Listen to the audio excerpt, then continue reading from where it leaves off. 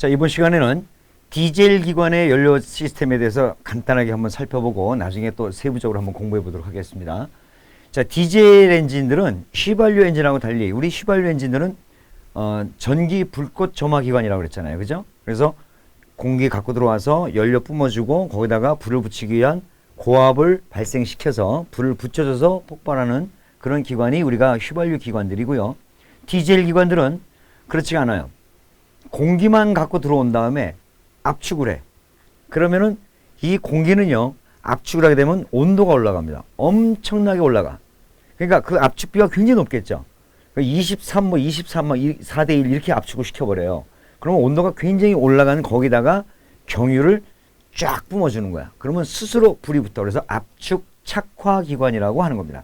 경유는 스스로 불이 일정한 온도가 되면 불이 붙어요. 근데 휘발유는 온도가 올라간다고 불 안 붙어요.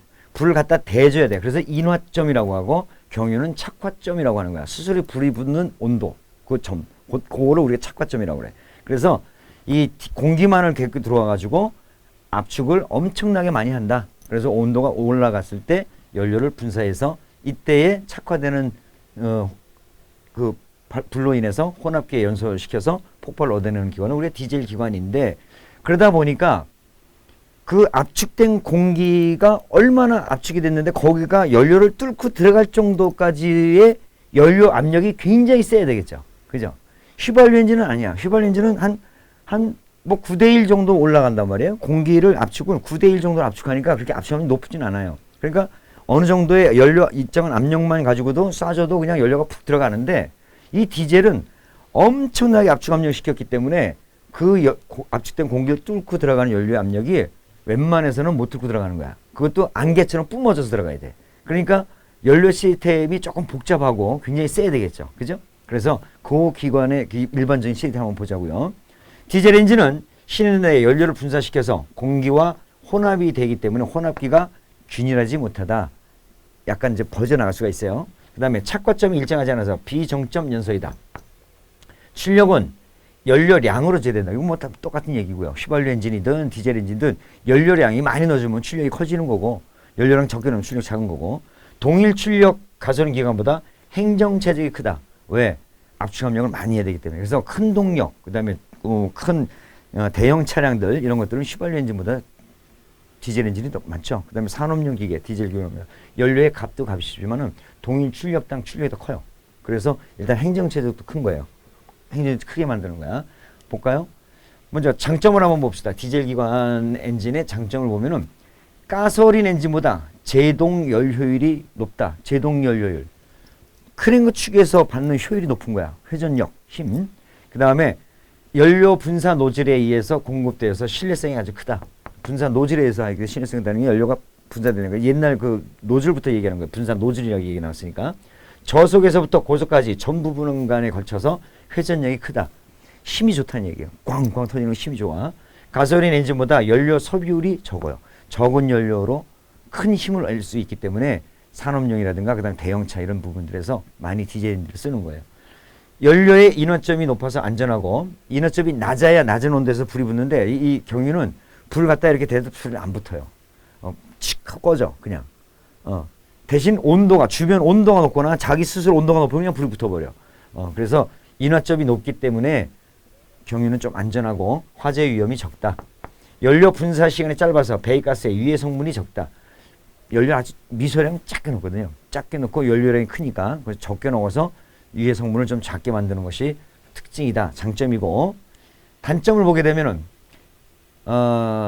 같은 엔진이라도 좀 커야 돼. 그래서 가솔린 엔진보다 마력당 또 튼튼해야 되고, 신인데 헤드도 휘발유 엔진들은 알루미늄 합금으로 만드는데 그 압력이 낮으니까. 근데 디젤 기관은 폭발 압력이라든가 압축압력이 높기 때문에 헤드 자체부터가 일단은 특수 주철로 만듭니다. 무거워요. 그래서 중량이 무겁다. 평균 유효 압력이 낮고 엔진의 회전 속도가 낮다. 고속 기관에는 좀 그렇죠. 가솔린 기관보다는 속도가 좀 낮아요. 대신 힘이 좋은 거야. 압축 및 폭발 압력이 높아서 운전 중에 진동과 소음이 좀 크죠. 그래서 디젤 기관들은 구르릉해도 휘발유 엔진들은 조용하죠. 그 정도의 어떤 차이가 좀 있는 거. 그다음 기동전동기의 출력이 커야 된다. 왜? 엔진들이 다 피스톤이라든지 이런 것들이 다 무겁고 크기 때문에 전동기의 출력도 커야만이 스타팅, 크랭킹을 해줄 수 있다는 얘기예요. 그 다음에 연료 분사 장치를 설치해야 되기 때문에 제작비가 비싸다. 여기서 연료 분사 장치 이렇게 하면은 이제 예전 같으면 불안자, 인젝션 펌프죠. 그 다음에 요즘 같으면 이제 고압 펌프 이런 것들이 좀 비싸요. 왜? 아까도 얘기했다시피 연료를 세게 압력을 세게 만들어야 돼. 세게 만들기 때문에 그런 장치들이 좀 고가이고 좀 비쌉니다. 그래서 이 특징을 잠깐 가솔린하고 좀 비교를 해봤습니다. 그래서 연료가 가솔린 엔진은 가솔린이고 전기 점화로 연소시키고 연료율은 약 28에 30인데 디젤 엔진 보세요. 30에서 38이잖아요. 효율 자체가 좀 높아요. 그리고 압축 압력은 8에서 11 기껏해야 우리 가솔린에서 10을 넘지 않는 게 좋다고 그랬죠. 그죠? 압축 압력이나 마찬가지야. 그래서 요 정도인데 압축 디젤 기관들은 약 30에서 35kPa/cm3 정도로 이렇게 높아요. 거의 3배 정도로 높죠. 이렇게 3배 정도 높다 보니까 연료의 압력 또한 3배 정도로 높아야 이 압력을 뚫고 들어가는 거야. 그래서 이 정도의 가솔린 엔진과 디젤 엔진의 그 차이점을 여러분들이 좀 알고 계시기 바랍니다. 자, 요거 공부하기 전에 잠깐만 디젤 엔진에 관한 기본적인 내용들을 좀 설명을 드리고 넘어가야 될 것 같아요. 예전에는 아까도 얘기했다시피 가솔린 기관에서는 예전에는 카브레다를 썼었고 카브레다를 써서 이렇게 뿜어서 나간 베르누이 정리에 의해서 안개처럼 뿜어서 들어가서 혼합기를 가지고 들어가서 폭발했었다고 했잖아요.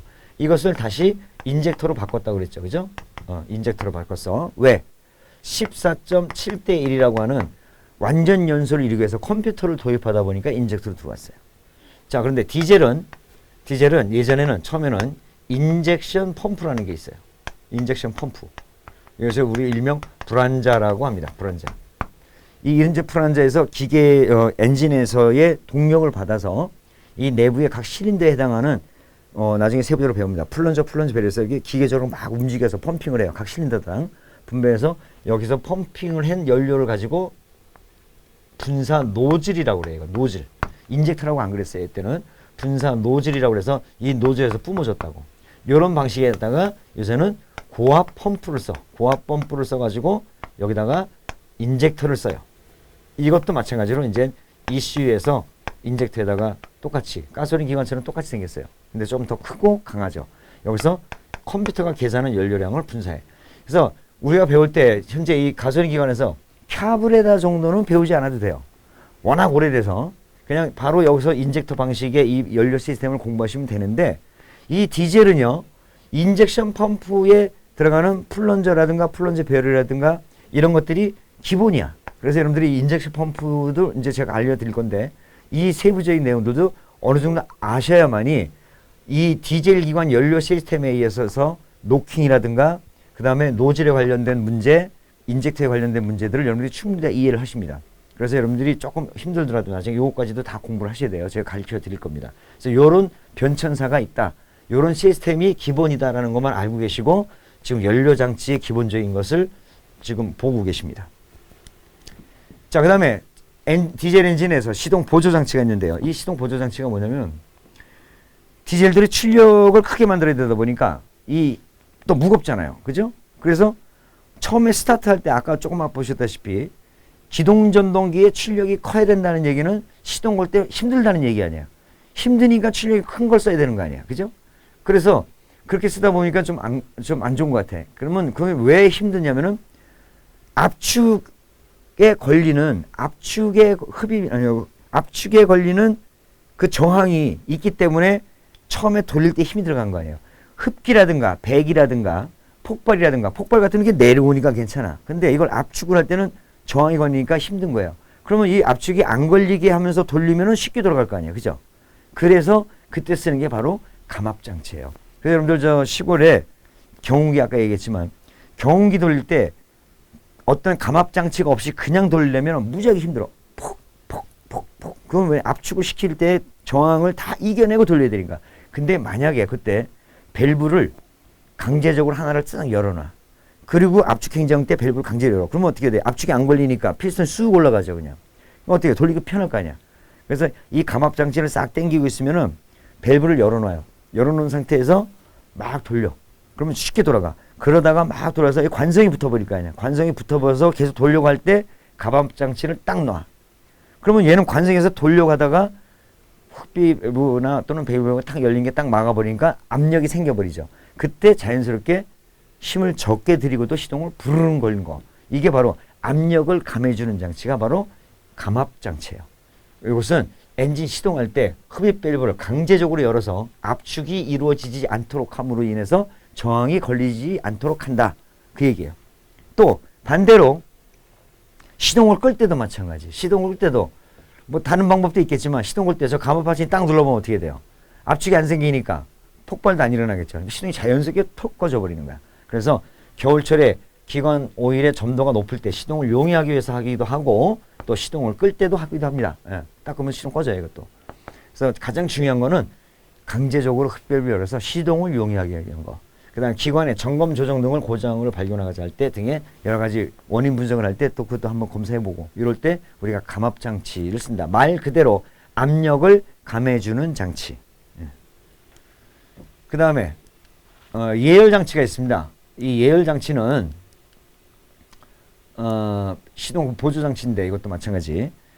이 말씀드렸듯이 디젤은 공기만 가지고 들어와서 압축을 막 30대 1 정도로 막 해가지고 그게 스스로 온도가 올라갔을 때 연료를 싸줘서 착과를 일으켜서 폭발을 얻어내야 되는데 한겨울 얘기해 보자고. 한겨울 밤새도록 차를 주차시켜놨어. 그러다가 아침에 시동 걸려고 할 때 엔진도 꽁꽁 얼고 들어오는 공기도 무지하게 차가운 공기가 들어와.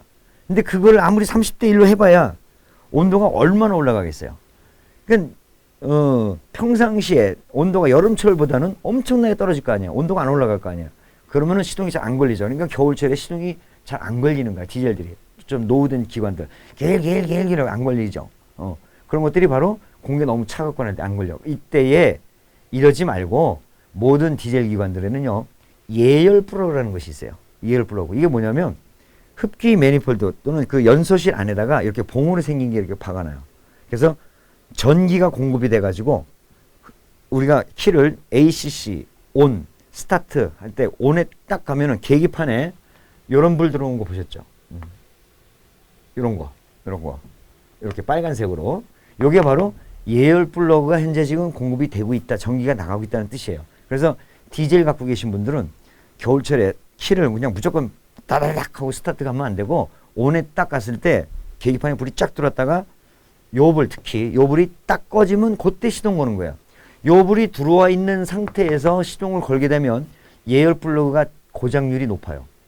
불이 지금 한참 가해지고 있는데 시동을 갖고 뻥 불 터뜨리면 얘가 연한 상태에서 하면 이게 쉽게 망가져요. 그래서 항상 요 불이 꺼지면 시동을 걸어야 된다고. 요즘 나오는 버튼식은 다 자동이에요. 버튼 딱 누르면 지가 알아서 냉각대에 있어서 예열 플러그에 불이 들어왔으면 눌러놨어도 대기. 그래서 요 불이 딱 꺼지면 지가 알아서 부릉 하고 걸어요. 한 번만 눌러줘도. 다시 안 눌러줘도. 근데 키를 가지고 시동 거는 사람들은 반드시 요 불을 나가는 걸 확인하고 시동을 걸어라. 요게 바로 예열 플러그에 현재 지금 전류가 공급되고 있습니다라는 표시등이에요. 표시등. 그러니까 그 예열 플러그는 차가운 공기가 들어왔는데 뻘겋게 이 예열 플러그가 뻘겋게 달궈져요. 순식간에. 달궈지니까 이 어떻게 되겠어요? 공기가 데워지겠죠. 데워진 공기를 압축을 하니까 온도가 확 올라가죠. 그때 연료를 쭉 분사하는 거야. 그러니까 한겨울에도 예열 플러그 때문에 시동이 잘 걸릴 수밖에 없죠. 그러니까 예열 플러그가 고장나면 어떻게 돼? 시동이 잘 안 걸리죠. 겨울에. 그래서 이 예열 플러그도 검사를 이렇게 전기를 직접적으로 공급해보면 금방 알 수 있고 또 빼봐서 배터리에다가 연결하면 한 1초만 되면 벌써 벌개집니다. 이만한 게. 화상 조심하셔야 되고. 그래서 예열 플러그가 있다. 예열 플러그에는 이 플러그식하고 이게 코일 예열 플러그도 있고 뭐 여러 가지 있고 종류 한 두 가지 정도가 있고 한번 보자고요. 예열 플러그식은 연소실 흡입된 공기를 직접 가열하는 방식. 플러그식이야. 그래서 연소실에다가 박아놨어요. 그리고 예연소실식과 와류실식 엔진에 사용된다. 여러분 우리 연소실 구조 봤을 때 우리 디젤 기관의 연소실 보셨죠? 직접 분사실식이 있고 그다음 직접 분사실식은 그냥 방부형으로 이렇게 생겼고 예연소실식, 공기실식, 와류실식 이렇게 세 가지가 있는 것이 이것이 예연소식 복합 연소실 2개씩 있는 거, 연소실 하나 있는 거. 그러니까 직접 분사실식은 분사압력이 높아야 돼요. 하나가 있기 때문에.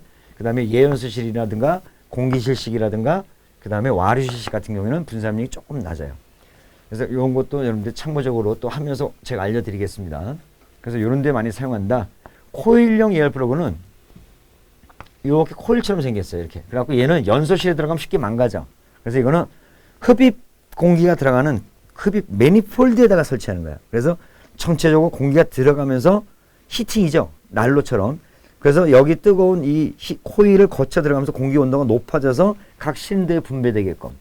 그러나 플러그식은 각 실린더에 하나씩 박아놨어요. 이게 더 낫죠. 그죠? 그래서 이 코일형은 흡입 공기 속에 히트 코일이 노출되어 있기 때문에 예열 시간이 짧다. 히트 코일은 굵은 열선으로 되어 있으며 직렬로 연결되어 있다. 기동 전동기 스위치에 소선을 방지하기 위해 릴레이가 설치되어 있다. 이건 뭐 기본적인 거니까 중요하진 않아요. 그래서 플러그식과 코일식이 있다는 거 참고적으로 알고 계시기 바랍니다. 그 다음에 실드형 예열 플러그가 아까 그거예요. 연소에 박아놓은 거 이렇게 생겼어요. 그래서 이 봉 자체가 점압 플러그, 그러니까 가솔린 기관에 점압 플러그를 박듯이 디젤 기관에 점압 플러그 사이즈가 거의 비슷하게 이렇게 하나가 박혀서 요만큼 연소실 안에 들어가 있어요. 볼그렇게 달고 있습니다. 순식간에. 예열 플러그 저항이 필요 없으면 병렬로 연결되어 있다. 그래서 이 실드형 예열 플러그는 병렬로 연결되어 있고 코일형 예열 플러그는 직렬로 연결되어 있다는 거 알고 계시기 바랍니다. 발열량 및 연료량이 크기 때문에 이 실드형 예열 플러그를 현재 근래에 디젤 기관에서 가장 많이 사용합니다. 다음에 흡기 가열 방식. 흡기관 내에 공기를 가열 방식으로 흡기 히터가 히트 렌지가 있다. 이런 방식들이 있는데 지금 중요한 건 크게 두 가지로 여러분들 보시면 됩니다. 코일식과 실드 형식. 그 실드 형식이 요거고 근래 자동차들은 다 실드 형식을 쓴다. 또 병렬로 연결되어 있다. 코일식은 직렬로 연결되어 있고 참고적으로 이거 알고 계시기 바랍니다. 자, 이번에는 디젤 기관의 연소실에 대해서 한번 공부해 보도록 하겠습니다. 이 디젤 기관의 연소실은 가솔린 기관 연소실하고는 좀 다르게 압축 행정 끝에 높은 압축 압력이 나타나야 될 것이고 그 다음에 그 끝에 와류가 많이 일어나면 많이 일어날수록 좋아요. 왜냐하면 연료를 직접 분사하는데 그 워낙 공기를 한 30대 1 정도를 압축을 하다 보니까 굉장히 저항이 크죠. 거기다가 그걸 뚫고 들어가는 연료가 무화처럼 안개처럼 뿜어져 들어가는데 이때 그냥 와류 없이 유동이 없이 그냥 뿜어지는 것보다는 계속 공기가 돌게 되면 그만큼 화염 전파에 걸리는 시간들이 짧다 이거예요. 발화되는 시간이나 이런 것들이. 그래서 연소를 빨리 일어나게 하려면은 공기를 획 돌려줘야 되는데 압축 행정 끝에 와류가 일어날 수 있는 구조로 만들어야 되겠다. 이제 그런 내용들이고요. 그 다음에 가뜩이나 디젤 기관들은 진동이 크니까 가급적이면 진동이나 소음이 적게끔 그렇게 만들어라. 그 다음에 평균 유효 압력이 높으면서 연료 소비량이 적게끔 그런 구조로 만들어야 될 것입니다. 그 다음에 시동 걸기 쉬우면서 노킹이 발생되지 않도록 할 것. 이 노킹이 발생되지 않게 할 것 같으면 가령 예를 들어서 가장 쉬운 것부터는 우리가 열점이 일어나는 그런 돌출부라든가 그렇게 카본이 쌓이거나 이런 구조가 되지 않게 하기 위해서 만들어야 되겠다 그런 얘기입니다. 그 다음에 고속 회전에서도 연소 상태가 아주 양호해야 되고 분사된 연료를 가능한 한 짧은 시간에 완전 연소를 일으킬 수 있는 구조로 만들어야 됩니다. 좋은 이야기는 다 들어가 있습니다. 그래서 디젤 기관의 연소실의 구비 조건은 이와 같고요. 다음에는 이제 종류를 보겠는데요.